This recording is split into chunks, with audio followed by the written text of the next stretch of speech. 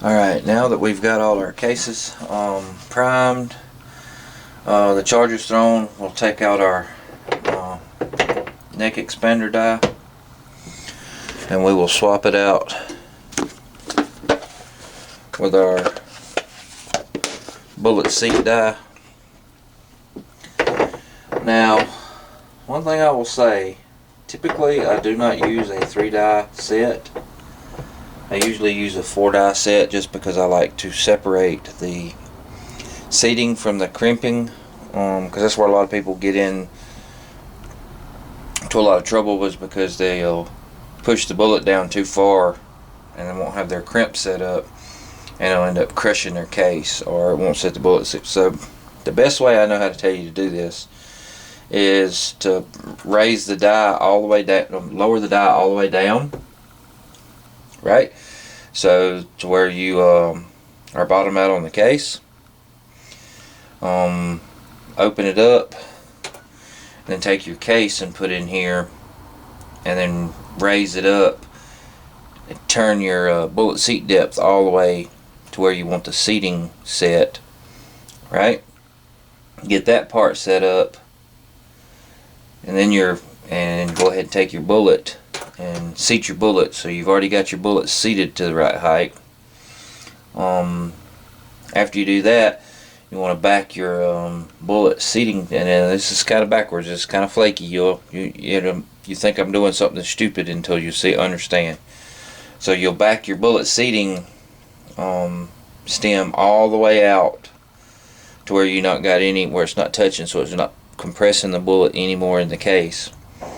And then you'll raise your case back up, and you'll set your die down, moving it in very slightly until you get the desired crimp. Once you have the crimp set, then you can lock it in. Lock it into place where I've already have this one set. Raise your ram back up, and then you'll just take your seating stem and move it down till it just touches the bullet. That way you have your crimp set and your bullet. It's kind of hard to set up if you try and do them all at the same time. So make sure you go through and do your bullet depth first. Lower the ram. Adjust your bullet seating depth stem all the way out. And then move your die in small increments until you get the desired crimp you want, because every time you raise it up, then you'll be crimping the bullet, and you won't be, when you're turning the die in, you won't be lowering your seating stem that's pushing the bullet, trying to push the bullet further down. So once you've got all that done, locked in place, what I advise doing is what I do with pretty much every round I load, is I do a dummy round. So basically I can just put the dummy round in, raise it up. I can, especially if you ever have to take these dies apart and clean them, if you have to, like this is the breech lock press where I can take die in and out pretty easily. But you know that some presses you can't do that. You have to actually turn them in, lock them in, do everything, then turn them out and change the die. That's why I really like this breech lock system, because it's got the bushings. Well, once I set them up, I don't never have to change anything.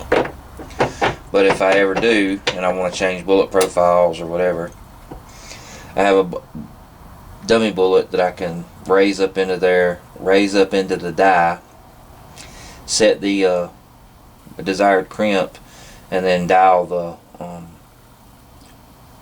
bullet seat stem into the top of it. So all of my rounds will always be the same. That's why I always keep a dummy round in my case of dies.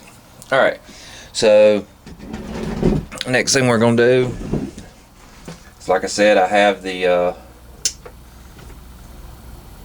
powder already in. That's one good thing I like about having a light on my press, is I can just look over and make sure that I have the powder in there. I can see the bullet into the top of her mouth because it's already flared, and then I can just raise this up, it's gonna raise the ram up, it's gonna push the bullet in and crimp it. So now we have a loaded 8mm Nambu. Show you again. Let me check, make sure. That might be a little too much backlight for you. But it does have powder. Put in our bullet. Seat and crimp all in one stage. There is a perfect little 8mm Nambu.